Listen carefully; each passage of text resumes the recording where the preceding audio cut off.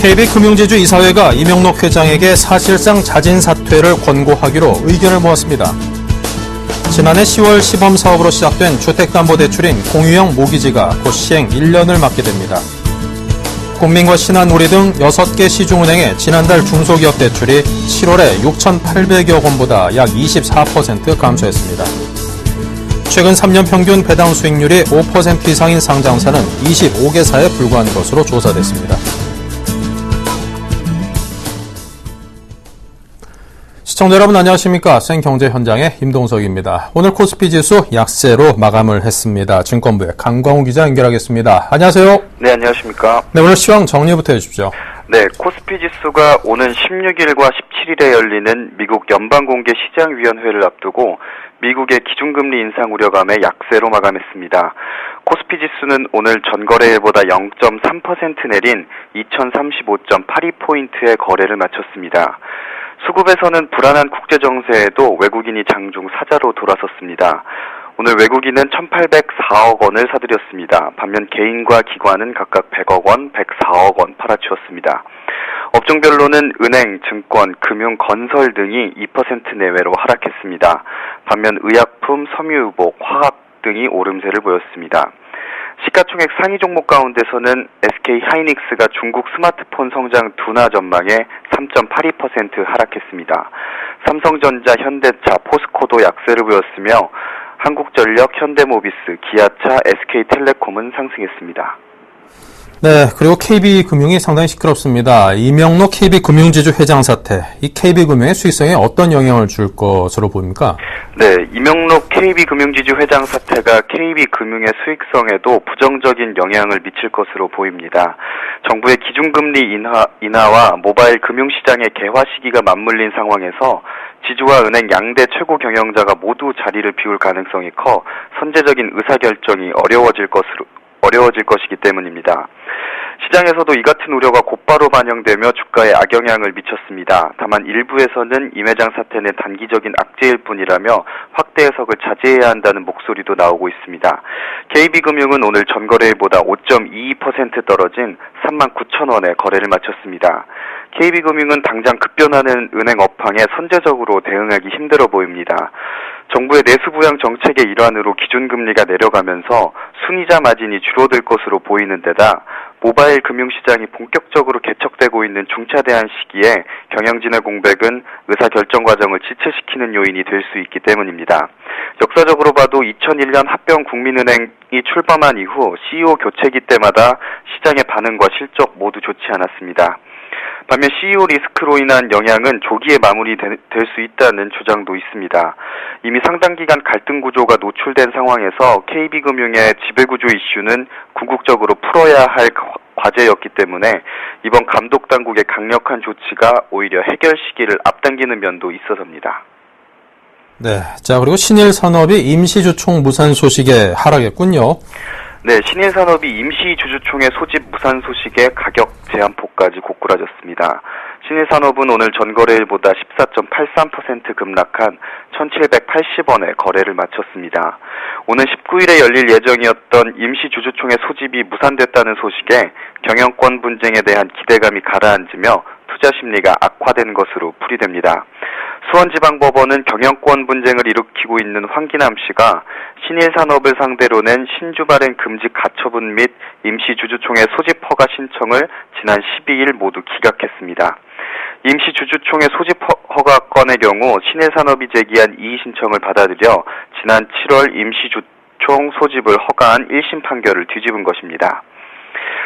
수원지법은 황 씨의 주주 자격을 문제 삼았습니다. 수원지법은 주식 취득 자금을 황 씨가 아닌 강모 씨가 부담한 만큼 황 씨가 실질 주주가 아닌 형식상 주주에 불과하다고 볼 여지가 충분하다며 회사의 소수 주주임을 전제로 하는 임시주총 소집 허가 신청을 받아들일 수 없다고 판시했습니다. 네, 잘 들었습니다. 지금까지 증권부의 강광우 기자였습니다. 감사합니다. 네, 고맙습니다.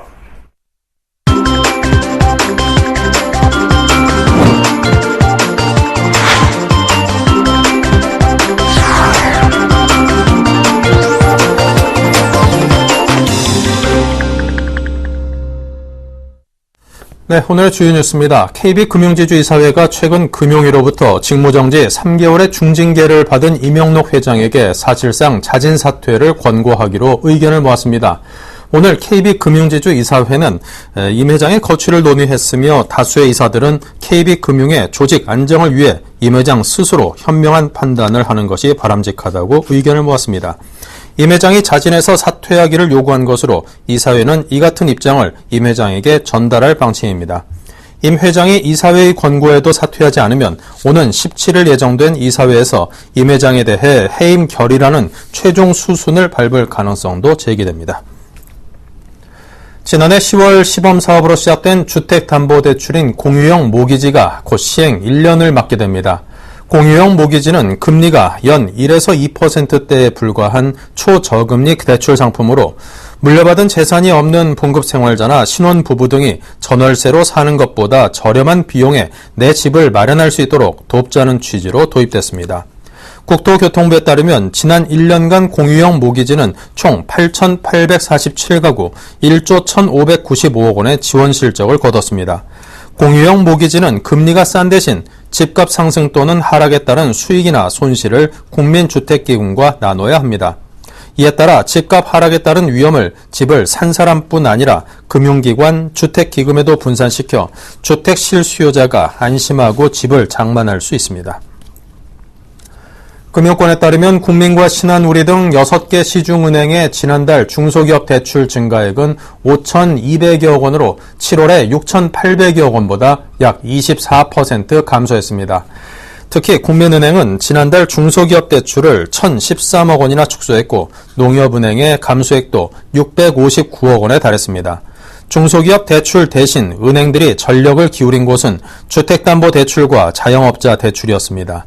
지난달 6개 시중은행의 주택담보대출은 4조 1,565억 원 급증했으며 자영업자 대출도 1조 3,151억 원 늘었습니다. 주택담보대출과 자영업자 대출 모두 올해 들어 최고 수준입니다. 한 시중은행 관계자는 연체율을 관리해 건전성을 유지해야 하는 은행 입장에서는 중소기업 대출 확대에 소극적일 수밖에 없다고 설명했습니다. 최근 3년 평균 배당 수익률이 5% 이상인 상장사는 25개사에 불과한 것으로 조사됐습니다. 또 배당 수익률이 3% 이상인 10대 그룹은 한 곳도 없는 것으로 나타났습니다. 재벌닷컴이 지난 2011에서 2013년 상장사의 배당 수익률과 성향을 분석한 결과 3년 평균 배당 수익률이 5% 이상인 상장사는 모두 25개사로 전체 1,785개사의 1.4%로 집계됐습니다. 3년 평균 배당 수익률이 가장 높은 곳은 덕양산업으로 17.03%에 달했으며 다음으로 영풍재지 8.12%, 일정실업 7.57% 순으로 나타났습니다. 그러나 삼성과 현대차, LG 등 대기업 중에선 3년 평균 배당 수익률이 3%를 넘는 곳은 한 곳도 없었습니다. 서울시는 다음 달부터 내년 3월까지 승용차 마일리지 시범 사업을 시행한다고 오늘 밝혔습니다. 자가용 주행 거리를 줄이면 최대 3만 5천 원까지 인센티브도 지급합니다. 서울시는 한화, 현대, MG손해보험사의 신규 갱신보험 가입자 중 참여를 원하는 시민 5만 명을 모집합니다. 참여자들은 손해보험사에 참여 신청을 하고 6개월간 자동차를 기존보다 덜 타 주행거리를 줄이면 됩니다. 이후 최종 주행거리를 제출하면 보험사가 전년과 비교해 얼마나 줄었는지 확인하고 감축률에 따라 현금으로 인센티브를 지급합니다. 주행거리를 전년보다 5에서 10% 줄이면 만원, 2에서 20에서 30%는 2만원, 50% 이상은 3만 5천원 등입니다.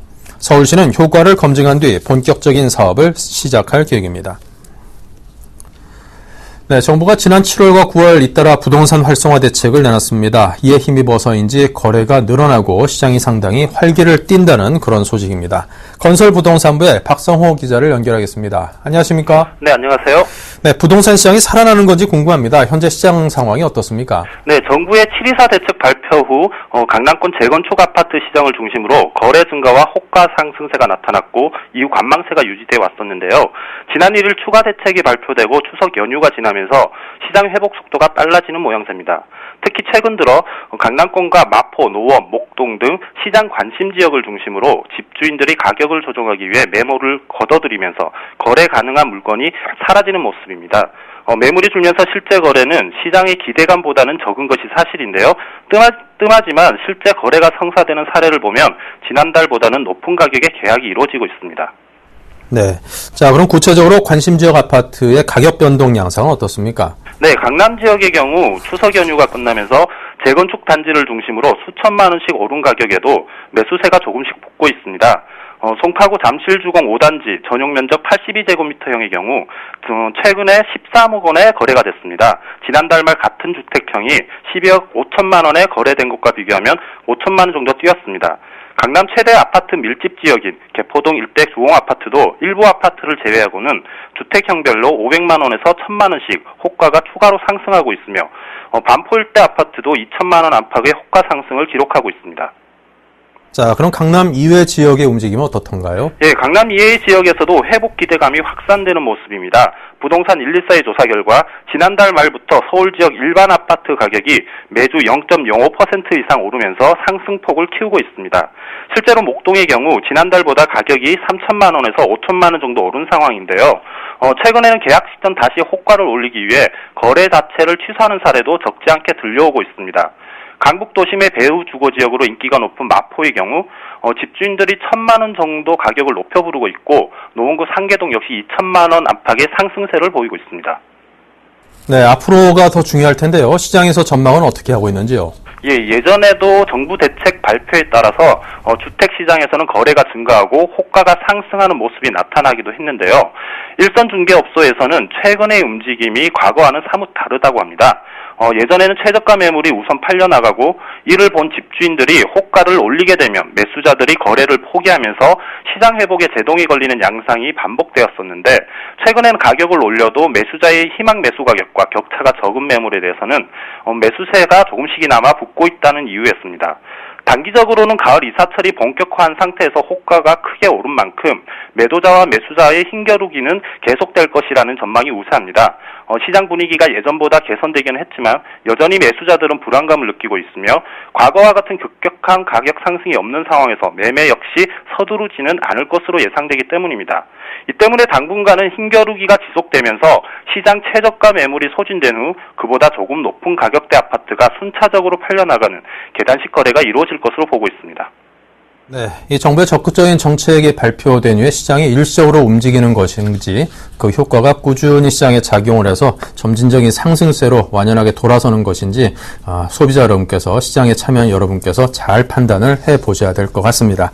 자, 지금까지 건설부동산부의 박성호 기자의 상세한 설명이었습니다. 감사합니다. 네, 감사합니다.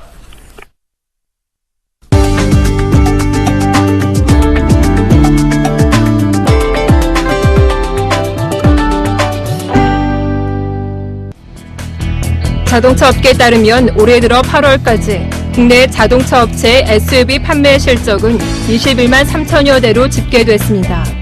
월 3만 대에 가까운 판매세가 지속될 경우 연간 기준으로 SUV가 가장 많이 팔린 2002년 29만 7천여 대를 넘어설 전망입니다. 국내 자동차 업계는 2월 한국 GM이 쉐보레 트랙스로 소형 SUV 시장을 개척한 이후 르노 삼성 자동차가 QM3, 쌍용차가 뉴 코란도 C 등 소형 SUV를 잇따라 내놓으며 SUV 시장의 외연 확대를 이끌었습니다. 이런 흐름 속의 업계는 올해 하반기부터 소형 SUV의 경쟁이 본격화할 것으로 보고 있습니다. 쌍용자동차는 내년 초 소형 SUV X100 출시를 앞두고 있고 현대자동차는 소형 SUV iX25를 내달 중국에서 첫 선을 보일 예정으로 국내에도 출시할 것으로 알려졌습니다.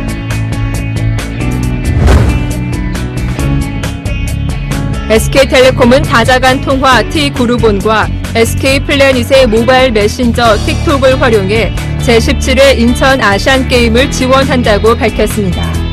T그룹원은 유선과 무선을 포괄하는 다자간 회의 통화를 지원합니다. 국내 유선 전화와 이동 전화를 포함한 유무선 통합 아시안게임 스마트콜 솔루션도 대회 관계자에게 제공됩니다. 대회 도중 행사 관련 공지, 업무 지시, 정보 공유 등 일반 소통은 인천 아시안게임 공식 사회 관계망 서비스로 선정된 틱톡을 이용합니다. SK플래닛은 별도로 운영자를 주 경기장에 상주시켜 폐막 때까지 지원할 예정입니다. 국내 자동차 부품업계가 유럽에서 열리는 프랑크푸르트 자동차 부품 박람회 역대 최대 규모의 전시관을 차리고 마케팅에 나섭니다. 경년으로 열리는 이 박람회는 세계 70여 개국 자동차 부품사 4,500여 개사가 참가하고 14만 명 이상의 참관객이 모이는 유럽 최대 자동차 부품 전문 전시회입니다. 코트라는 16일에서 20일 독일 프랑크푸르트에서 열리는 박람회에 역대 최대 규모인 국내 부품업체 79개사와 한국관을 구성해 참가한다고 밝혔습니다. 코트라에 따르면 국내 부품사들은 올해 1월에서 7월 EU 지역 부품 수출액이 22억 달러로 작년 같은 기간보다 12% 이상 늘었습니다. FTA로 인한 수출 증대 효과가 더욱 가시화하고 있는 만큼 국내 부품사의 열의는 어느 때보다 뜨겁다고 전했습니다. 올해 국내 5대 재벌그룹의 영업이익이 지난해보다 4조 원 가까이 줄어들 것으로 전망됐습니다.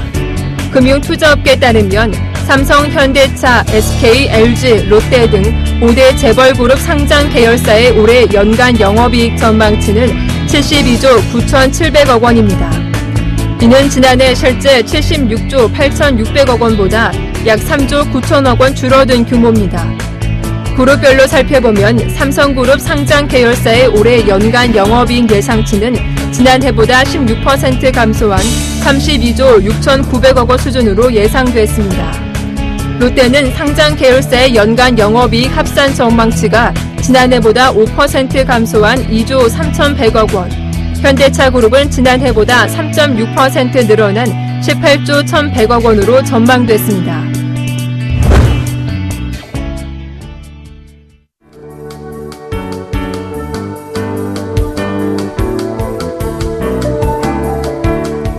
안녕하세요. K웨더 라이프스타일 예보 황지영입니다. 벌써 9월이 절반이나 지났습니다. 가을이 깊어가는 만큼 아침, 저녁으론 꽤 서늘한데요. 내일은 아침 기온이 크게 떨어지겠습니다. 서울은 오늘보다 4도가량이나 뚝 떨어지겠고요. 춘천은 15도에 머물겠는데요. 또 낮 기온은 오늘과 비슷할 것으로 보이니까 가벼운 옷차림에 아침, 저녁으로 입을 겉옷 꼭 챙기시기 바랍니다. 현재 전국이 고기압의 가장자리에서 구름 많은 하늘 보이고 있습니다. 내일도 중국 북부지방에 위치한 고기압의 가장자리에 들겠습니다. 자세한 지역별 날씨 나절 예보로 알아보겠습니다. 내일 전국이 가끔 구름 많겠습니다. 아침 기온 춘천 15도, 수원 16도로 서늘하겠고 낮 기온은 오늘과 비슷하겠습니다. 아침에 내륙을 중심으로 안개가 끼는 곳이 있겠고요. 낮 기온 광주, 부산 27도, 전주, 대구 28도 예상됩니다. 동해안 종일 구름 많은 하늘 보이겠고 속초, 강릉 18도에서 24도 분포 예상됩니다. 바다 물결 남해상에서 다소 높게 일겠고요. 그 밖의 해상은 잔잔하겠습니다. 수요일 저녁부터 목요일 사이에는 제주도와 남해안 또 강원 영동에 비가 내리겠고요. 일요일에는 서울을 포함한 중북부 지방에 소나기가 올 것으로 전망됩니다. 기상정보였습니다.